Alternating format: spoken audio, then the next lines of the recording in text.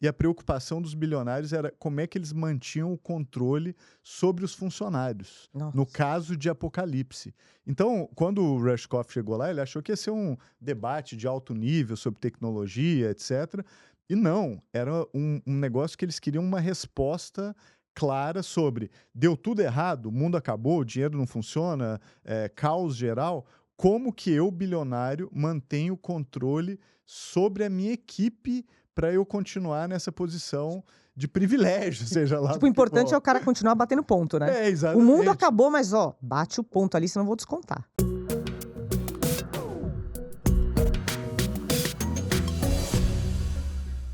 Oi, gente, esse aqui é o podcast Neural da Folha de São Paulo. Eu sou a Patrícia Campos Mello Eu sou o Ronaldo Lemos. e hoje o programa tá pegando fogo. A gente vai falar de um livro incrível sobre inteligência artificial. Vamos falar sobre a Lei Magnitsky de sanções. Vamos falar também sobre o apocalipse de desemprego que a IA pode gerar. Muita coisa. Mas espera aí, antes de tudo, você tem uma dica de filme pra galera assistir que tem Isso. tudo a ver com o Neural. Isso. Que filme é esse? Olha só, estreou no sábado na HBO, que era Max e agora é HBO Max, ou Aliás, só mega HBO. confusão, né? Pelo amor de Deus. Exato. Esse filme que chama Mountainhead. O filme, o enredo do filme são 4 megabilionários da tecnologia que se isolam ali numa casa nas montanhas, que é no estado de Utah. A casa chama Mountainhead, depois a gente pode até falar por que ela chama Mountainhead. E eles são assim, tem até todo um debate assim, quem que é o Zuckerberg da Meta, quem que é o Steve Jobs da Apple. Enquanto eles estão lá, o mais bilionário dos bilionários, ele tem uma rede social que chama Tran, e eles lançam, não vou fazer spoiler, tá? E eles lançam uma funcionalidade que faz um deepfake perfeito, que é impossível saber se é verdade ou não. Isso causa uma catástrofe ao redor do mundo. E daí vai o filme. Uma dos principais passatempos que a gente está vendo é descobrir quem é quem, né? Quem dos atores, quem dos personagens é quem. Quem que você achou, assim, vou descrever, tá? Tem um que é o mais bilionário de todos, né? Que é dono dessa rede social. Tem um que é meio um coitado, que é o dono da casa, que é o único que não é bilionário, é só milionário, e tá tentando ali emplacar um app dele de meditação, etc. Mas ele é meio o coitado da galera. Tem um outro que é o gênio de IA, que desenvolveu a IA superpotente, que às vezes ele tem algumas questões morais, mas elas passam. E o outro é o mais velho. E é o mais velho que ele é todo filósofo, ele é meio... Quem que você achou? Quem é quem? Não, primeira coisa, assim, eu só assisti 20 minutos do filme, então depois a minha percepção pode estar totalmente errada. Mas a coisa que eu acho que é legal de fazer reflexão é como o bilionário, né, essa figura, virou parte do pensamento mundial, né, do inconsciente coletivo. Então, assim, esse personagem, né, o bilionário, ele é cada vez mais fascinante.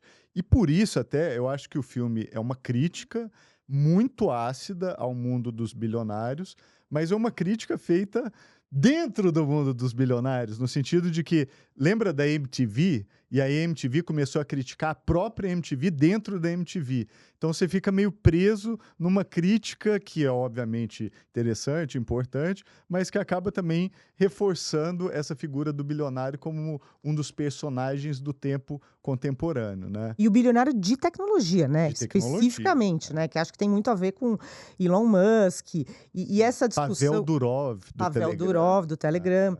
Essa discussão que eles têm muito, assim, eles fazem meio uma sátira de coisas que discutem. Por exemplo, eles falam assim, a gente pode, sei lá, se livrar dos pobres da Terra e vamos morar em Marte, vamos morar na Lua. Que é toda essa conversa, né? Você tem essa onda entre os bilionários tech, que eles chamam até de long-termism, que é uma coisa a longo prazo, de pensar, ok, então a gente pode fazer coisas pensando que o bem da humanidade, a gente vai morar numa colônia em Marte. Então, tem essa ironia. Tem a outra ironia, que é esse embate entre aceleracionistas, que assim... Total. Tem que avançar, não pode parar de jeito nenhum com a IA. A gente tem um dever moral para fazer isso. E outros que param e falam assim, não, isso aqui é muito perigoso. A gente tem que ter ali regras de segurança funcionando antes disso. E por último, o criador, né, o Jesse Armstrong, é o mesmo do Succession.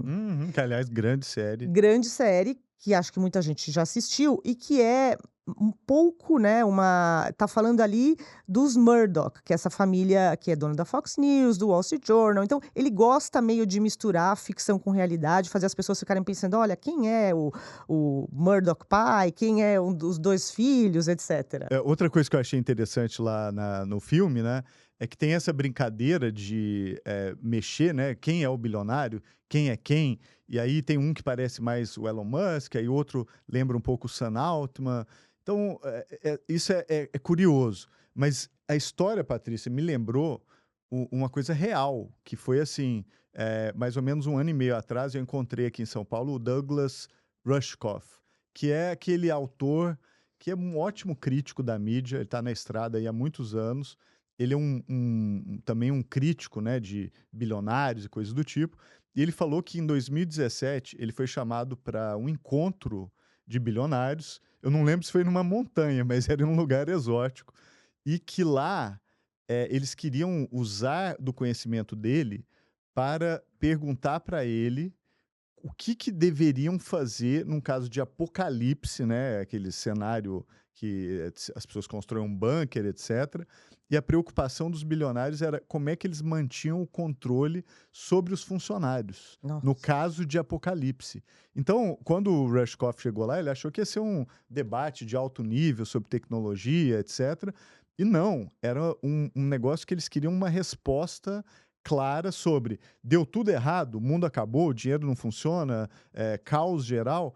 Como que eu, bilionário, mantenho o controle sobre a minha equipe para eu continuar nessa posição de privilégio, seja lá Tipo, do o que importante é for. o cara continuar batendo ponto, né? O mundo Exatamente. acabou, mas ó, bate o ponto ali, senão eu vou descontar. E aí ele falou que fizeram um monte de planilhas, assim, que é controle de acesso à comida, colares que davam choque na pessoa, mas a conclusão mais tangível, né, era inteligência artificial, que é assim, olha, desculpa, se for ser humano, não vai funcionar, mas se seu funcionário for um robô que você cuida dele, carrega e tem a programação, aí talvez você tenha controle sobre alguma coisa. Mas assim, isso tem tantas camadas, né? Que primeiro essa ideologia do fim do mundo, né? Que a gente está vendo em tudo quanto é lugar. Tá na moda agora ter bunker. Um monte de gente que fala, não, eu tenho o meu bunker, eu tenho ali o meu lugar que eu guardo. E essa ideologia, ela tá muito forte, né?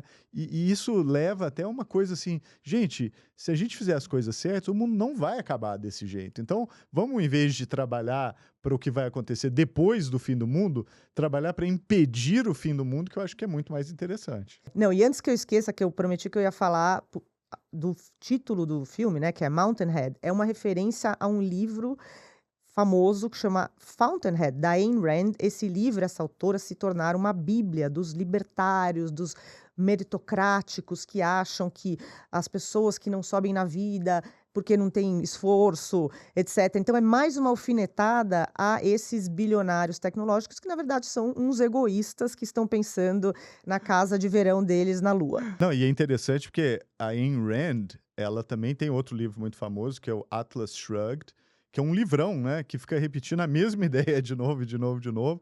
E a ideia é mais ou menos a seguinte: ela é uma pró-industrialista. É como se o governo tivesse que ser substituído justamente por gente do setor privado, e especialmente as pessoas que se destacam no setor privado, né? Então, o que ela propõe é uma transformação até de regime político propriamente dito, nesse sentido. Então, ela é muito influente. Eu lembro que eu gravei o Expresso Futuro na última temporada em Honduras. A gente foi para esse lugar chamado Próspera, e na biblioteca do lugar tinha tipo coleção obras completas da Ayn Rand, exatamente pela influência dela, né? Sim. E essa teoria aí de um governo, estado governado por uns poucos gênios, CEOs ou do setor privado, é uma teoria que agora, com outro guru, que é o Curtis Yarvin, está pegando muito no Vale do Silício. Mas, para a gente não fazer uma digressão, eu só queria voltar no negócio que você falou, que o único jeito de sobreviver a esse apocalipse aí dentro do bunker e garantir que o seu funcionário continua ali batendo ponto e não atrasa, é você ter inteligência artificial. Que parece uma coisa remota, mas já está acontecendo, que é o chamado apocalipse dos empregos. Você já tem nos Estados Unidos a taxa de desemprego para os jovens que estão buscando o primeiro emprego já é maior do que a média da população. A média da população está em cerca de 4% e desses jovens, 5,8%. E por quê? Porque muitos desses empregos de nível inicial, principalmente assim, área administrativa, área tipo estagiário de direito, tecnologia também o mais básico, eh, ou eles já estão sendo substituídos por IA, em parte, ou vários CEOs e presidentes estão pensando assim: será que eu vou abrir essa vaga? Se daqui a pouco eu não vou precisar de uma pessoa para fazer isso, eu vou usar um agente de IA para fazer isso, né? Que é toda a IA agêntica. Eh, então, assim, isso já está rolando. E teve um alerta que reverberou essa semana, que é do Dario Amodei, é o CEO, o presidente da Anthropic, que é outra empresa de inteligência artificial, Que compete com o ChatGPT, que inclusive, compete com o com o Google ChatGPT, é o Gemini, com o Claude da DeepSeek. Anthropic, É. né, que compete com o Gemini do Google e com o ChatGPT da OpenAI. São os vamos dizer, vai, os principais ali, né. Isso. E pelo menos ele gosta de se retratar como o cara mais preocupado com os perigos da IA. Então ele fez um alerta, deu uma entrevista àquele site Axios e disse: "Olha, o desemprego num médio prazo, tá falando o quê? Uns 10 anos, 5 anos, pode pular para 10 a 20% da população por causa da IA. E o governo não está se preparando, não está avisando, as pessoas não estão se preparando, não estão avisando, nem as empresas". E ele fez essa advertência ali bem catastrófica. O que você acha, assim, como é que as pessoas vão se preparar e o que os governos deviam estar fazendo? Então, as empresas de IA, elas usam um marketing muito curioso, né, que é o marketing do medo. A OpenAI fez isso muito quando ela lançou o ChatGPT, que era meio que falar assim: "Olha, a gente desenvolveu uma tecnologia muito nova, que pode acabar com o mundo, então, por favor, nos regulem". E o Sam Altman, inclusive, ele fez uma tour mundial, indo de país em país, passou inclusive pelo Brasil, e pedindo para ser Mas regulado. mudou, né? Ele Mudou mudou completamente, completamente. 3 anos depois é outra É. história. Mas, assim, como marketing, funcionou, que é uma maravilha. Tanto que o ChatGPT conseguiu 100 milhões de usuários ali em tempo recorde, e é o marketing do medo.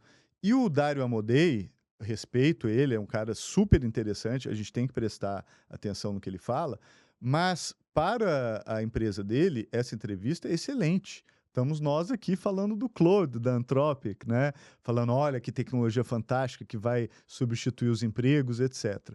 Então, tem um Eu componente não tô de. achando fantástica, eu tô achando um horror que vai ficar todo mundo desempregado, mas É, sim, mas para os sim, industrialistas pois é, é excelente, é uma sim. tecnologia de corte de custos e assim por diante. Mas é interessante porque gera essas comoções, aí todo mundo começa a debater e as pessoas, etc. E aí todo mundo começa a assinar também o serviço, né? Que é assim, olha, fizemos uma tecnologia que pode dar um monte de problemas, inclusive ela custa $20 por mês, assine aqui com seu cartão de crédito. Então, esse marketing do medo, ele é muito eficaz e ele tem um impacto muito grande, tá? Agora, sobre a questão de fundo, de empregos, né? Eu nunca vou me esquecer da palestra do professor Richard Freeman, que foi trazido ao Brasil pelo Virgílio Almeida, né, um cara que a gente admira muito, da UFMG, um grande professor, pesquisador, pioneiro de tecnologia aqui no Brasil, que já inclusive teve papéis no governo aqui de pensar a política pública relacionada à tecnologia. E o Vigílio trouxe o Richard Freeman até muito antes dessa onda, né, dos modelos atuais, ainda era na onda mais antiga da inteligência artificial. E, Patrícia, ele me falou uma coisa que eu nunca esqueci, tá? Ele falou assim: a tendência é que, de fato, a inteligência artificial comece a substituir o trabalho humano, e aqui você tem um problema de custo do trabalho. Se usar uma IA vai ser mais barato do que pagar um trabalhador, é óbvio que as empresas e todo mundo vão correr para o lado de usar uma IA para substituir o trabalho humano. Então, é economia básica, tá? Agora, o que ele falou que ficou na minha cabeça era o seguinte: se você for o dono da IA que faz o seu trabalho, Para você é ótimo, porque aí você recebe os dividendos e a IA faz o trabalho por você. Agora, se você não for o dono da IA, se você for simplesmente um cliente da IA ou algo do tipo, aí eu lembro até do slide dele, ele falava assim, "You sucker!" Porque basicamente Seu significa trouxa. seu trouxa. Você perdeu, entendeu?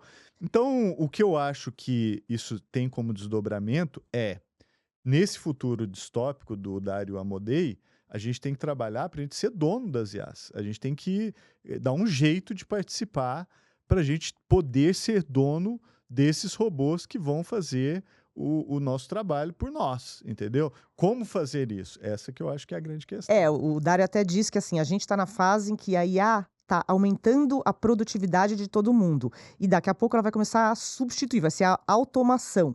E as pessoas têm que se preparar, aí não é ele falando, porque se a gente lembrar, não muito tempo atrás, com a história da globalização, simplesmente todo mundo falava assim: "Isso é inevitável, como a IA, isso vai acontecer e as pessoas vão perder seus empregos". As pessoas perderam seus empregos, você gerou uma massa de descontentes que votaram na extrema direita.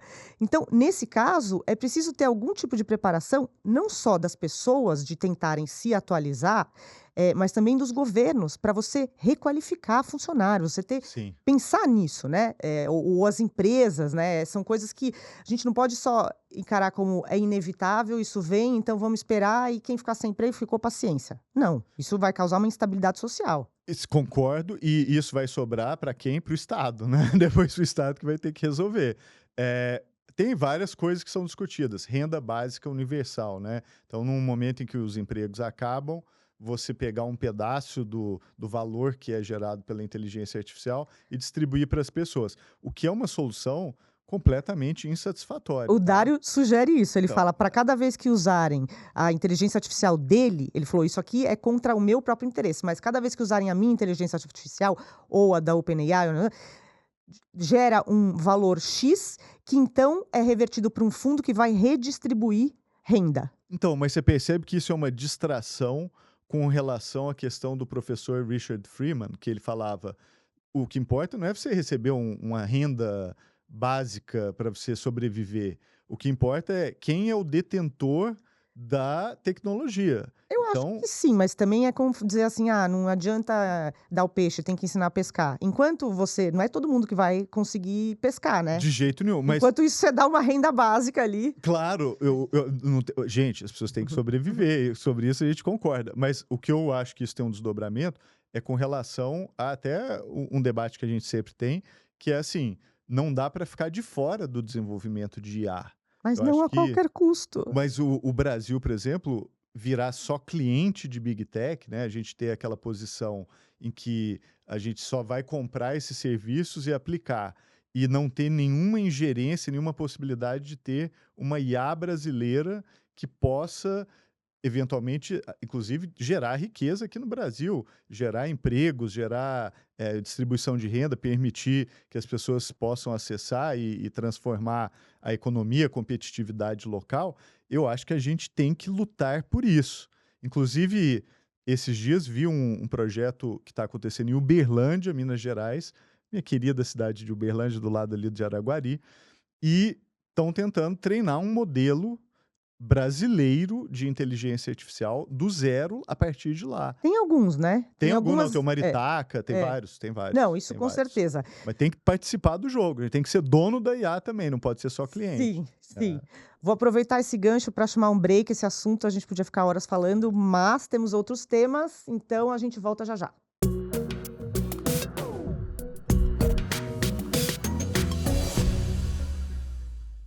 Neural tem apoio da Almap BBDO, é a agência com maior índice de maturidade digital do Brasil.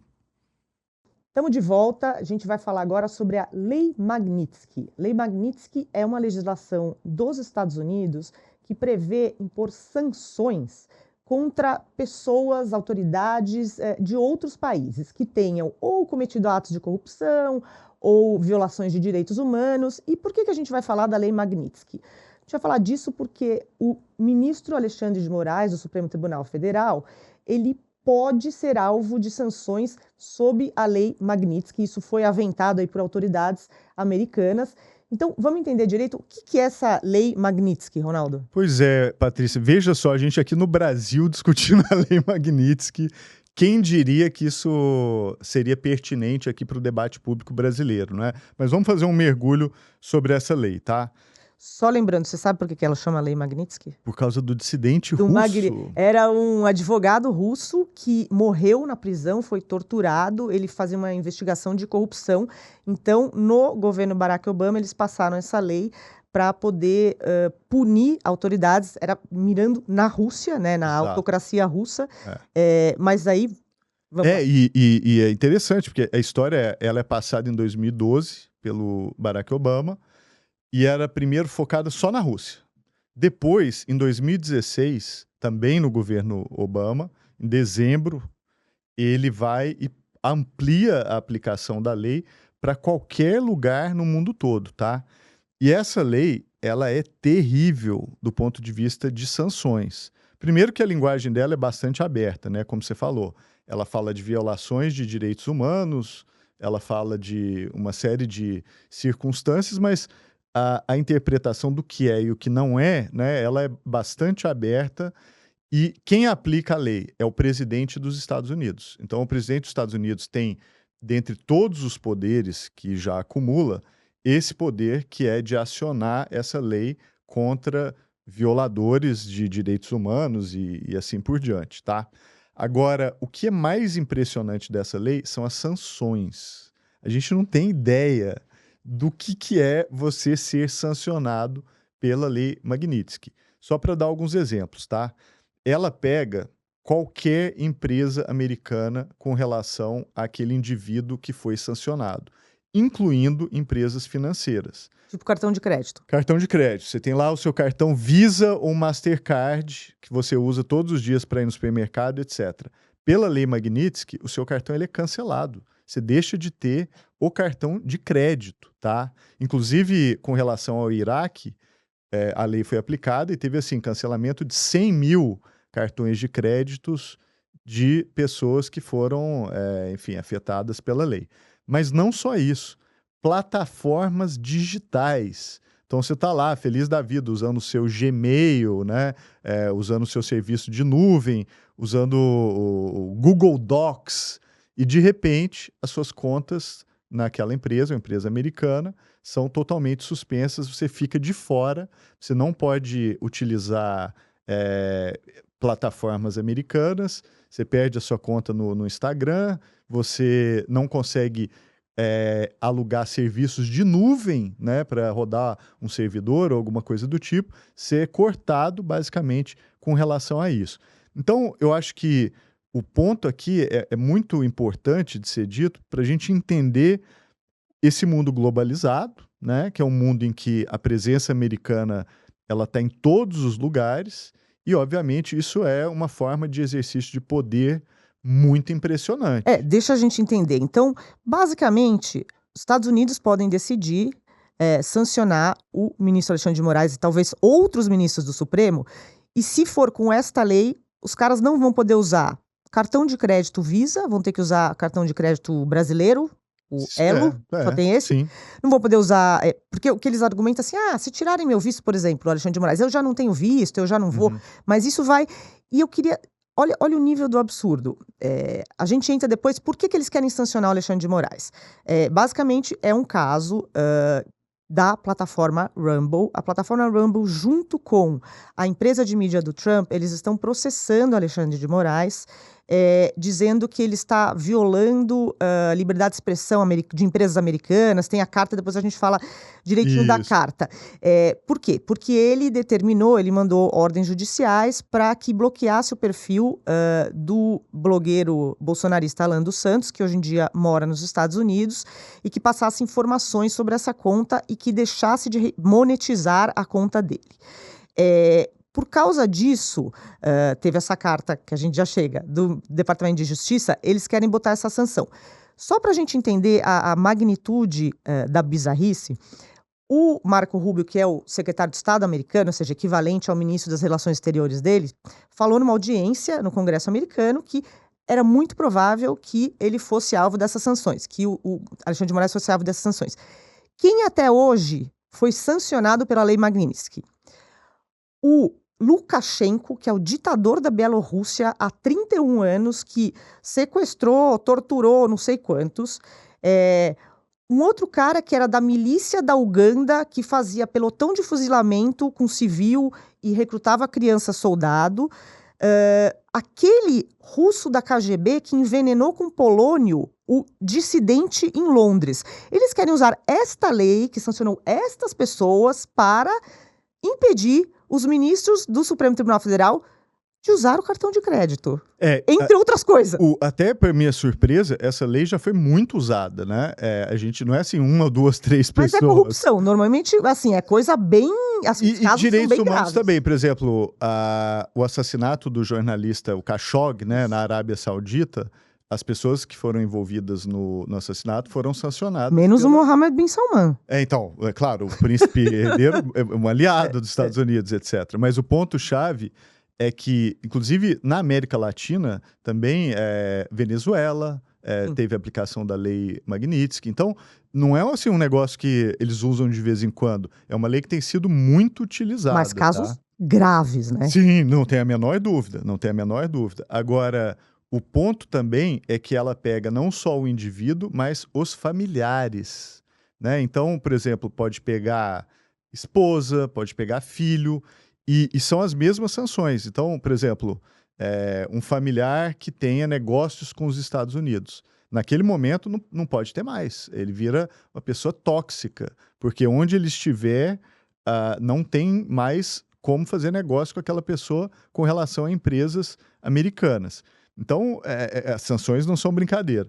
E a carta, né, o que aconteceu? Explica o que é a carta. Vamos explicar. A carta, ela foi enviada pelo Departamento de Justiça dos Estados Unidos, endereçada ao ministro Alexandre de Moraes, com cópia para o Ministério da Justiça. Eu li a carta, e a carta, ela... Publicada pela Folha. Publicada pela Folha. Inclusive, a Folha publicou a íntegra, né, aqui no Brasil. E a carta, ela é bem técnica, tá? E a carta fala alguns pontos importantes. Por exemplo, ela fala: não discutimos a jurisdição do Supremo Tribunal Federal com relação ao território brasileiro. Mas discute. Então, mas na carta dizem que não discutem, tá? E o que eles focam é no caso do Rumble. Então, só lembrando, o Rumble é uma mídia social, né, nos Estados Unidos, surgida já há bastante tempo, e que hoje tem um acordo operacional com a Trump Media, que tem uma rede social que é a Truth Social. Então a gente tem que lembrar que o presidente dos Estados Unidos, Donald Trump, ele tem uma rede social dele, né, e que opera em parceria técnica com Eles compartilham a nuvem, né, os serviços de nuvem. Isso. E aí a carta reclama de que eles citam lá 3 ordens específicas do ministro que teriam por objetivo bloquear contas de brasileiros, né, de pessoas do Brasil que moram hoje nos Estados Unidos, no Rumble, nos Estados Unidos. Eles repetem isso várias vezes na carta. Assim, eu estou só descrevendo o que tem na carta, tá? A carta ela foi cuidadosamente elaborada. E o que a carta diz? Que o caminho para esse tipo de requisição não é uma ordem direta, né? Que você tem que fazer essas requisições através dos canais diplomáticos. E quais são os canais diplomáticos, né? Um desses canais é a Convenção da Haia, lá ele explica com relação a questões civis, e através dos tratados multilaterais de cooperação judiciária, que são os EMILATs, para questões, por exemplo, criminais. Então, a carta, ela é como se fosse uma aulinha assim, de direito, dizendo assim, qual que seria o caminho para fazer esse tipo de requisição. E para por aí, tá? Ele foca no Rumble, ele fala, mas ele não fala de lei Magnitsky, não fala de nenhuma sanção. É meio que dizendo assim, ó, quer pedir alguma coisa para os Estados Unidos? Use esses canais aqui. É que eles dizem assim, você não tem poder, também está dito isso na carta, né? Você não tem poder para determinar uma coisa dentro dos Estados Unidos. Isso, exatamente. Mas tem uma sutileza aí. O ministro Alexandre de Moraes, ele pediu para bloquear a conta do Rumble, não nos Estados Unidos, né, a conta do Alan dos Santos, aqui no Brasil, como ele fez com as contas todas do X. A conta do Alan dos Santos no X era bloqueada no Brasil. não no resto do mundo. O resto do mundo é aberta. O que eu acho que sim pega é que a outra ordem dele determinava cortar a monetização. Isso sim é um negócio feito inteiro lá fora, né? Acho que a empresa até é Não tem baseada sede no Brasil. Não tem sede no Rumble Brasil. não tem sede Então, no Brasil. que é ilegal, né, gente? Se não tiver representante, então já é ilegal. Foi assim que bloquearam o X. Mas assim, isso sim, eu acho que é você entrar num... Como é que você vai determinar que ele não passe dinheiro, não monetize a conta de alguém que está nos Estados Unidos, o dinheiro que está nos Estados Unidos? Aí sim. Agora, bloquear é perfeitamente possível você bloquear, e nem o Alexandre de Moraes está mandando bloquear nos Estados Unidos. Está mandando bloquear a conta no Brasil, porque afinal é o espaço digital brasileiro. Então, assim, acho que tem essa sutileza, de fato, eu não sei como é que essa coisa da monetização isso pega. Mas existe uma coisa interessante que é o que está acontecendo na Índia e na Turquia. Isso sempre...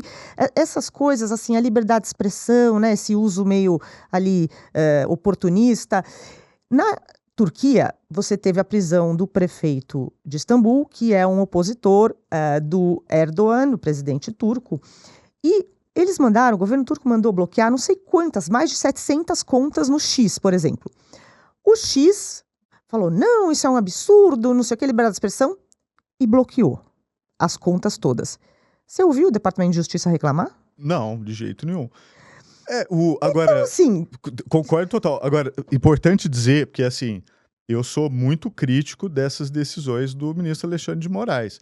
Eu acho que são decisões erradas, que essa coisa de bloquear o futuro, né, do que as pessoas vão falar, eu acho isso completamente problemático.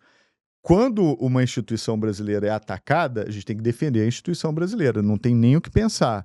Mas também é importante a gente debater se faz sentido ordens que mandam bloquear contas e não só o que a pessoa falou no passado, né, que ela, obviamente, pode e deve ser responsabilizada. O regime tem que ser de responsabilização a posteriori. Agora... Não censura prévia. Não censura prévia. O que eu vou falar no futuro pode ser algo totalmente legítimo. Agora, você concorda, assim, a sua crítica, e tem muitas pessoas que compartilham essa crítica, né? Essa é uma ação desproporcional, você está fazendo... Essa visão é de que há uma censura prévia, mas quando você não concorda com uma ordem judicial, o que você faz? Tem que discutir no recorre. judiciário. Você não simplesmente ignora. Concordo. E não...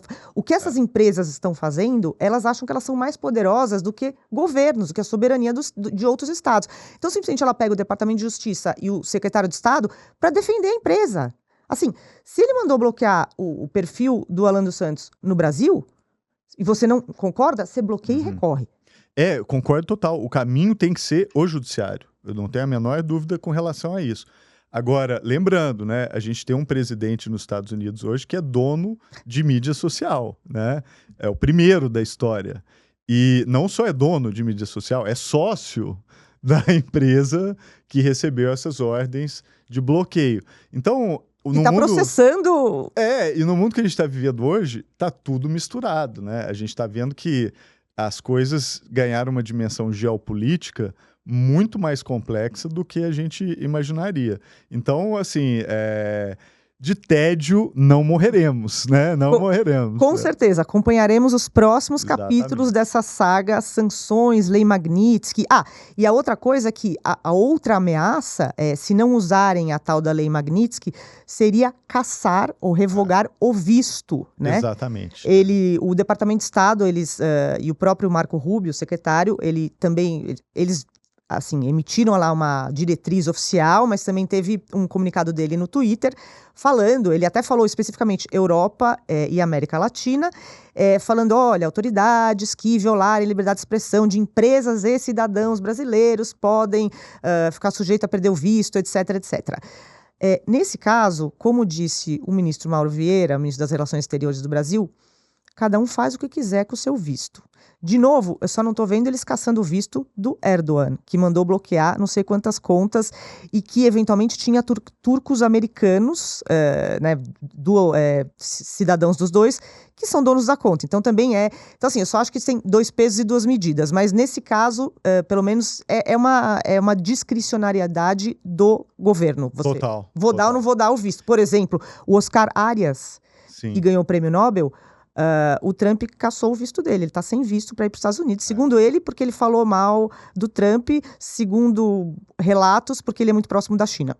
Não, e é assim que a gente vê o poder de um país, né? Porque, por exemplo, está tendo todo esse debate agora sobre a Universidade de Harvard, e aqui no Brasil, o Harvard é algo que atrai muito, ainda mais as elites jurídicas, né, que sonham em estudar na universidade, coisas do tipo, e de repente você chega e fala assim: olha, eu tenho o poder de decidir se você vai vir estudar aqui ou não.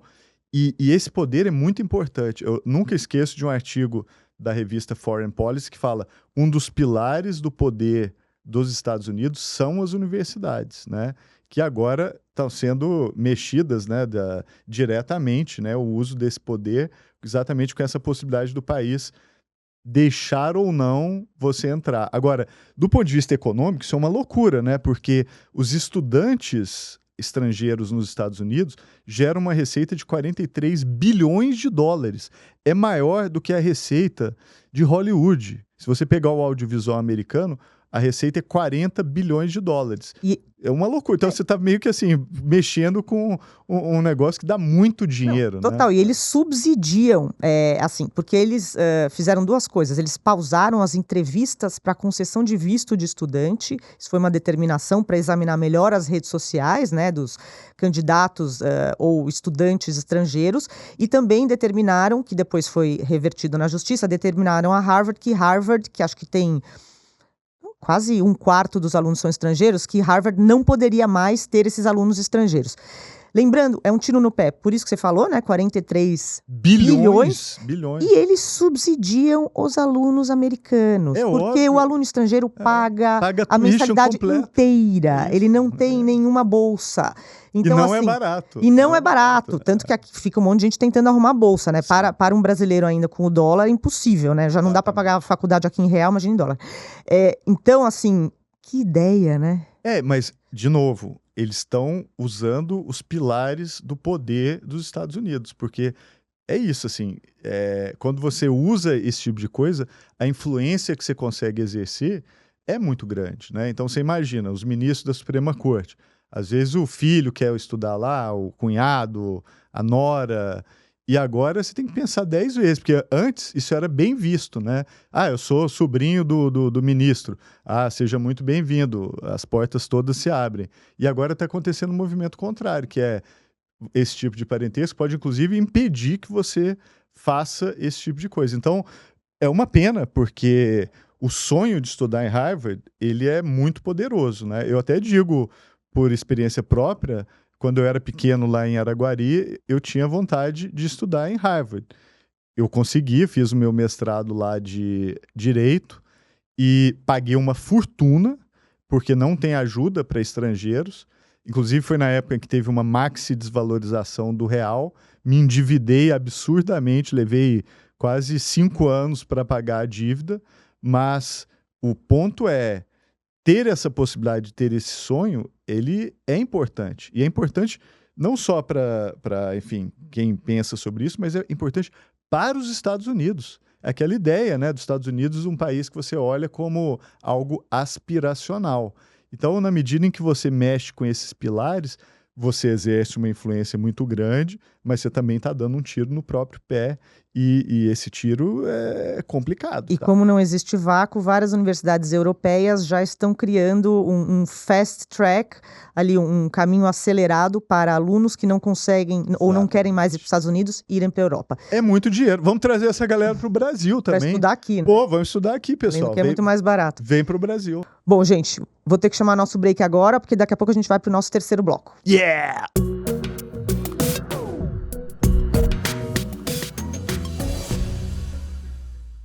Gostou do Neural? Não se esqueça de seguir a gente no Spotify, Instagram e todas as suas plataformas favoritas. Bom, a gente está de volta, vamos ter as previsões, perdedores e vencedores, mas antes eu queria recomendar um livro que saiu recentemente agora nos Estados Unidos, chama Empire of AI, Dreams and Nightmares in Sam Altman's OpenAI, Império da IA, Sonhos e Pesadelos na OpenAI, de Sam Altman, da Karen Hall. Karen Hall é uma jornalista americana que trabalhou no Wall Street Journal, trabalhou na Technology Review, que é a revista de tecnologia do Massachusetts Institute of Technology, e ela traça uma história ali da ascensão da IA nos Estados Unidos e também do Sam Altman.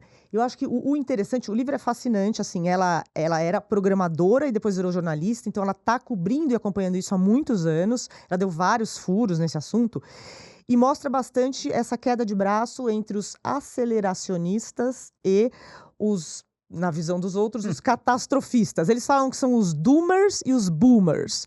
Então, assim, Sam Altman começou como uma pessoa assim, precisamos ter muito cuidado, isso aqui vai ser uma empresa sem fins lucrativos, isso aqui é para o bem da humanidade, a IA, e é preciso pensar muito na segurança. No meio do caminho, por exemplo, o Dario Amodei, que era esse outro papa da IA, rompeu com ele, segundo o Dario, porque ele achou que essa coisa da segurança estava sendo negligenciada, e entrou para o outro time. Então você tem hoje um time que acha que a IA é tão importante que vai curar o câncer, resolver o aquecimento global, que não pode ter nenhuma regulação ou pouquíssima regulação, e qualquer coisa feita para atrasar, na verdade, acelerar a IA é um dever moral cívico. Além do que, ainda botam a China, porque se regular muito e se embaçar muito, a China ultrapassa. E o outro campo que diz, gente, não é a qualquer custo, você precisa ter toda essa coisa de segurança, porque senão a gente está criando uma coisa que, na melhor das hipóteses, vai ter os efeitos colaterais que tiveram as redes sociais. Na pior, é uma coisa assim fora do controle. Eu acho assim, me lembrou a visita do Sam Altman ao Rio de Janeiro, né? Mais ou menos 2 anos atrás, o Sam Altman veio aqui para falar do lançamento do ChatGPT, e eu tive a oportunidade de acompanhar uma coisa fantástica, que foi o encontro do Sam Altman com o prefeito do Rio de Janeiro, Eduardo Paes. E teve um jantar, né, na residência oficial, e o Eduardo Paes é aquele anfitrião, né, que deixa as pessoas muito à vontade, né? Chega um momento da noite, ele está fazendo massagem nas suas costas e coisas do tipo, e tacou caipirinha no Sam Altman. Patrícia, foi fantástico, porque chegou um determinado momento, sabe aquele momento que o cara abre o botão da camisa assim? Tô relaxado, Tô vou falar. relaxado, aí sentou assim, começou a olhar para cima, e aí começou a falar umas loucuras do Vale do Silício, assim. Falava coisas que agora a gente já sabe, mas que na época lá para mim era novidade. Por exemplo, do Elon Musk com relação ao uso de drogas, né? E ele falava, mas Ketamina, né? como que ele consegue usar tanta, né, ketamina e gerenciar aquelas empresas e tal?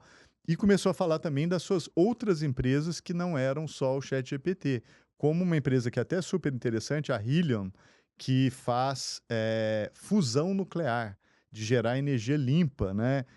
Em vez de fazer a fissão nuclear, né, que é uma explosão, a fusão basicamente gera como resíduo água, né? E gera uma quantidade absurda de energia. A gente ainda não sabe como fazer isso gerando energia positiva, né? Hoje você precisa colocar mais energia do que tira, mas ele basicamente falava assim: daqui 2 anos eu vou resolver o problema de energia do planeta. Isso faz quantos anos? Já passou, tá? 2023. Mas assim, eu achei tão interessante, sabe aquele momento assim, que a caipirinha, o clima do Rio de Janeiro, aquela umidade assim, e aí a pessoa começa a Ele ficar bem engatou no soltinha. sincerão. Engatou. Eu tô aguardando resolver o problema do aquecimento global e das fontes de energia. Quero muito que dê tudo certo, tá? Aliás, é um bom tema depois pra gente voltar, que é o tema da fusão nuclear. Da fusão Esse nuclear. assunto é fantástico. E tem brasileiro envolvido, Sim. tá? Lá em Princeton. Em Princeton, eu conheço ele. Um cara Eu conheci fantástico. ele, um cara bem legal. Tá lá construindo tokamaks. Conheci ele lá. E aí, se for para fazer a resolução disso, confio mais nos brasileiros do que, eventualmente, no Sam Altman, mas a gente volta sobre isso. Olha, perdedor da semana, quem é? Olha, perdedor da semana são os mecanismos de busca, tá? Principalmente o Google, né? Mas Google, Bing, todos esses. Aliás, você ainda faz muita busca pelo Google? Faço. Tipo, a maioria das suas buscas são feitas pelo Google hoje? Faço e vou te explicar por que depois. Tá, porque eu tô vivendo um momento em que, assim, a cada 20 buscas que eu faço, hoje talvez 18 sejam na IA, 19, e uma no Google, porque eu tô sentindo na prática esse processo de substituição da busca tradicional por uma busca feita pela IA, Mas tá? não é a mesma coisa. Claro que não, mas assim, são funções diferentes. Uma é baseada em fatos, a outra simplesmente uma probabilidade do que vem depois, não tem a menor garantia da informação. Eu acho ótimo. Os resultados que eu tenho obtido estão Mas, sendo gente, excelentes. jornalisticamente, factualmente, Não, mas ele te dá os linkzinhos lá que você pode clicar e e ver. ninguém clica. Mas por isso que os buscadores são o perdedor da semana, porque tem o relatório da Gartner, né, que fala que até 2026 você vai ter uma baixa de 25% nas buscas tradicionais, né? A Samsung está planejando substituir o Google, né, dos celulares com Android da Samsung, pela Perplexity, que é um buscador de IA. A Apple também está começando a estudar substituir o buscador por um buscador de IA. Então, assim, isso tem repercussões profundas. Profundas. Eu não Vou te discordo falar de de você. 2 perigos disso. O primeiro é pizza com cola.